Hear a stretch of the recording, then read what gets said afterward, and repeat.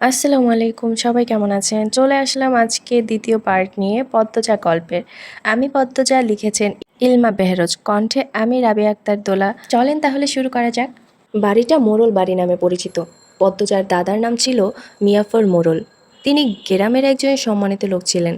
6 কাঠা জমির ওপর টিনের বিশাল বড় বাড়ি বানিয়েছিলেন 4 ছেলের জন্য। 2 ছেলে 16 বছর আগে 1971 সালে যুদ্ধে নিহত হয়েছেন।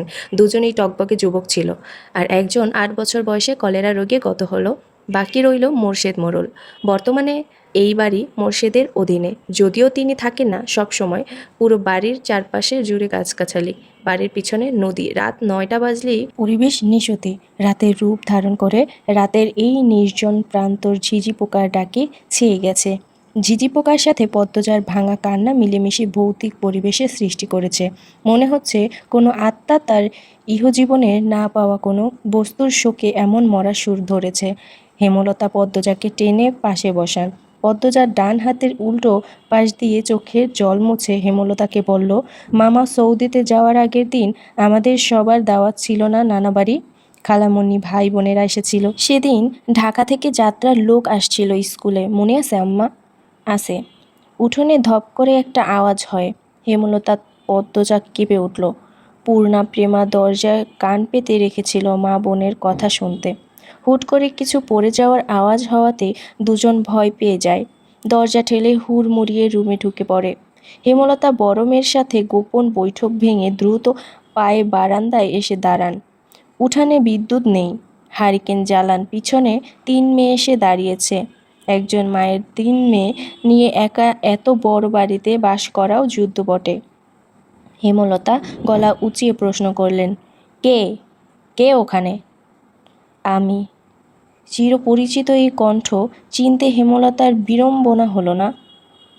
তিনি ব্যস্ত পায়ে উঠোনে নেমে আসেন। গেইটের পাশে মোর্শেদ মোড়ল পড়ে রয়েছেন, গায়ে চাদর। হাঁপড়ের মতো বুক ওঠা নামা করছে তার, যেন দম ফুরিয়ে যাচ্ছে। হেমলতা 2 হাতে মোর্শেদকে আঁকড়ে ধরলেন। পদ্মজা, পূর্ণা দৌড়ে আসে। মোর্শেদের এমফাইসিমা রোগ আছে। এই রোগে অল্প চলাফেরাতেই শ্বাস টানের উপক্রম হয় এবং দম ফুরিয়ে যায়। শ্বাস নেবার সময় গলার শিরা ভরে যায়। 3 মা মেয়ে মোর্শেদকে ধরে রুমে নিয়ে আসে। মোর্শেদ এভাবে হুটহাট করে বাড়ি ফেরে, কখনো কাক ডাকা ভোরে, কখনো নিশুতি রাতে, বা কখনো কাঠফাটা রোদে। মোর্শেদের মোড়লেই এমফাইসিমা রোগটা ধরা পড়ে 7 বছর আগে। মোর্শেদের অ্যাজমা ছিল, আবার ধূমপানে খুবই আসক্ত ছিলেন। ফলে ফুসফুসের এই রোগটি খুব দ্রুত আক্রমণ করে বসে। মোর্শেদ খানিকটা সুস্থ হয়ে রাত 1টার দিকে ঘুমালেন।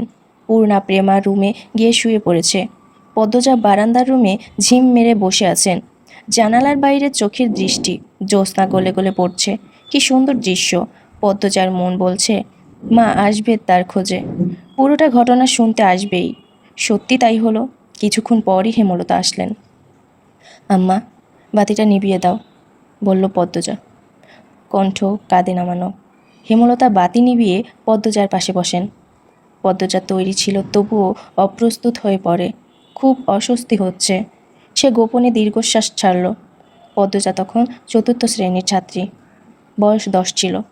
খুব কম বয়সেই তাকে স্কুলে পাঠানো শুরু করেন হেমলতা। সেদিন নানা বাড়িতে সবার দাওয়াত পড়ে। হানিফ চলে যাবে সৌদিতে, তাই এত আয়োজন। পরিবারের মিলন আসর বসে। স্কুল মাঠেও সেদিন নাচ গান অনুষ্ঠিত হয়। বাড়ির সবাই সেখানেই চলে যায়। বাড়িতে থাকে শুধু পদ্মজা, পদ্মজার বৃদ্ধ নানা আর হানিফ। পদ্মজা ঘুমেছিল, তাই বাকিদের সাথে যেতে পারেনি। যখন ঘুম ভাঙে, আবিষ্কার করল বাড়িতে কেউ নেই। মোর্শেদ হঠাৎ করে অসুস্থ হওয়াতে হেমলতা বাপের বাড়িতে উপস্থিত ছিল না। পদ্ম নাকি? পদ্মজা বাড়ি থেকে বের হওয়ার উপক্রম হতেই কানে আসে হানিফের ডাক। পদ্মজা মিষ্টি করে হেসে মাথা নাড়ালো। হানিফের লোলুপ দৃষ্টি তখন পদ্মজার সারা শরীর ঘুরে বেড়াচ্ছে। এইটুকু মেয়ের ফর্সা চামড়া, বিকৃত মস্তিষ্কের হানিফকে যেন বড্ড টানে। আয় তো, আমার ঘরে আয়। সহজ সরল শিশুসুলভ পদ্মজা মামার ডাকে সাড়া দিল। সে শুনেছে মামা ভাগ্নে যেখানে আপদ নেই সেখানে, অথচ সেদিন সে মামাকেই ঘোর বিপদ হিসেবে জানল। পদ্মজার রুমে ঢুকতেই হানিফ দরজা লাগিয়ে দিল। পদ্মজার মন কেমন করে ওঠে।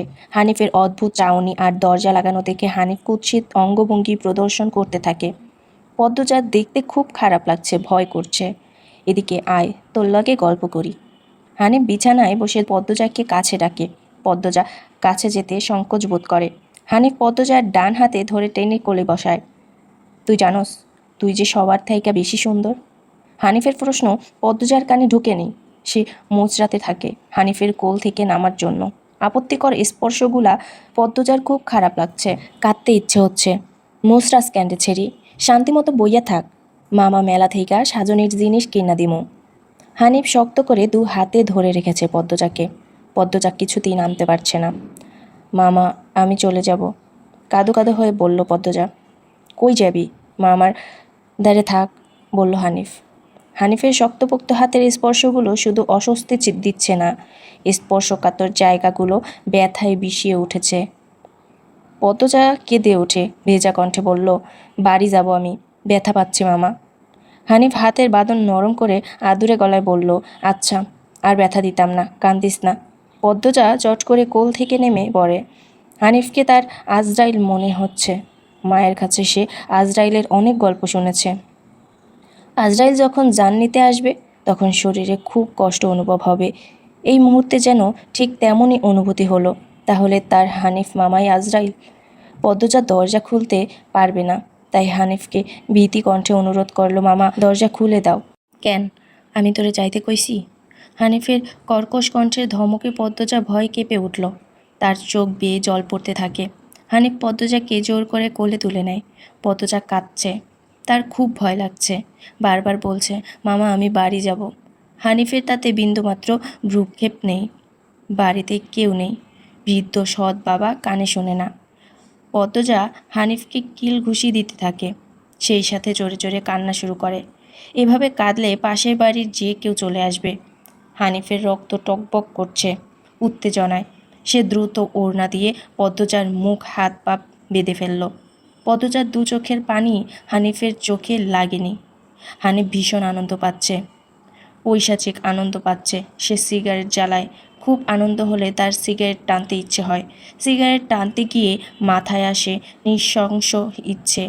নাক মুখ দিয়ে ধোঁয়া উড়িয়ে সিগারেট 2 আঙুলের মাঝে রেখে পদ্মজার বাম পায়ের তালুতে চাপ দিয়ে ধরে রাখে। পদ্মজা হাউমাউ করে কেঁদে উঠল। হেমলতার 2 হাতে শক্ত করে মেয়েকে বুকের সাথে জড়িয়ে ধরেন। পদ্মজা কাঁদতে কাঁদতে বলল, আম্মা তখন আমার খুব কষ্ট হচ্ছিল, আমার দমটা বেরিয়ে যাচ্ছে মনে হচ্ছিল। আমি তোমাকে খুব ডাকছি আম্মা, তুমি আসোনি। পদ্মজার কথাগুলো হেমলতার বুক রক্তাক্ত করে দেয়।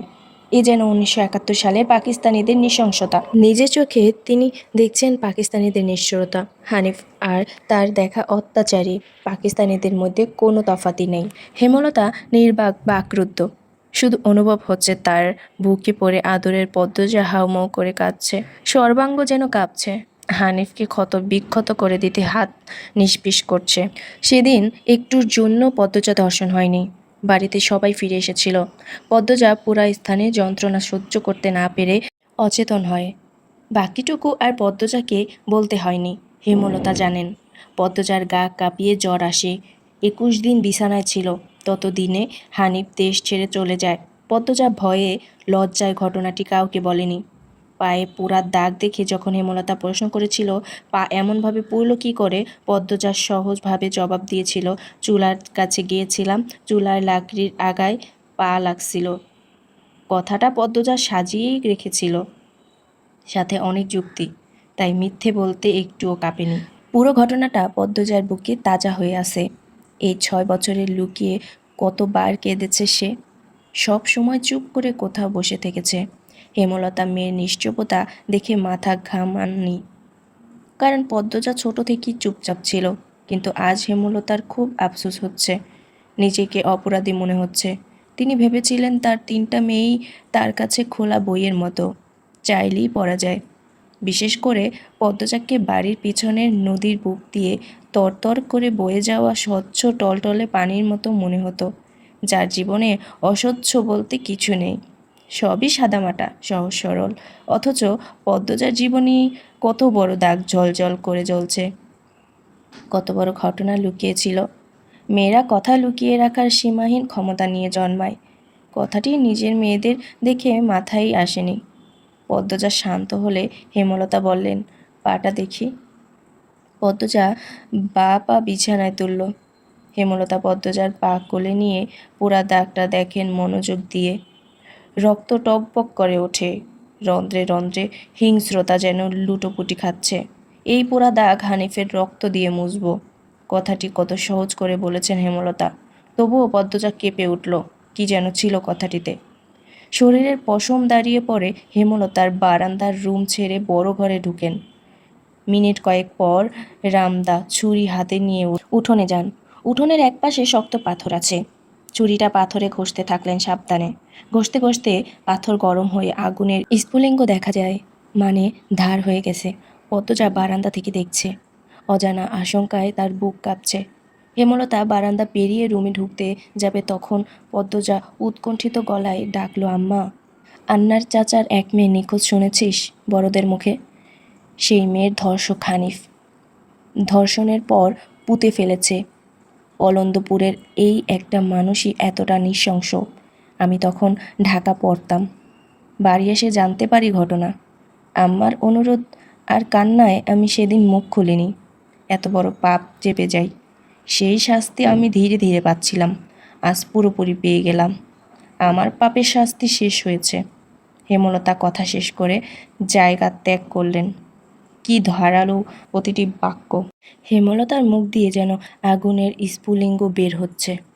পদ্মজার মস্তিষ্ক শূন্য হয়ে পড়ে। আজকে এই পর্যন্তই। নেক্সট পার্ট দেখতে কমেন্টে অবশ্যই জানাবেন। আল্লাহ হাফিজ।